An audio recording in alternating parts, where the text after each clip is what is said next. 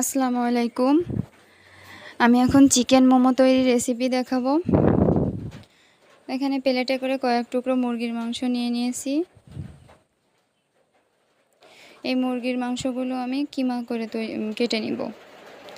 এই যে আমার কিমা করে কেটে নেওয়া হয়ে গেছে। এরপর এর ভিতরে আমি শুকনো মরিচ বাটা, পেঁয়াজ কুচি, রসুন কুচি, ধনিয়া গুঁড়া, জিরা গুঁড়া, গরম মশলা গুঁড়া এগুলো সব কিছু দিয়ে ম্যারিনেট করে নেব। এই যে শুকনো মরিচ বাটা দিয়ে নিলাম,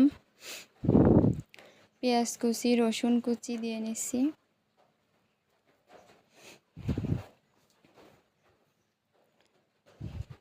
এগুলো কুচি করেই দেবো, বেটে নেব না। আমরা চিকেন মোমোর পুর তৈরি করব এগুলো ভাজি করে।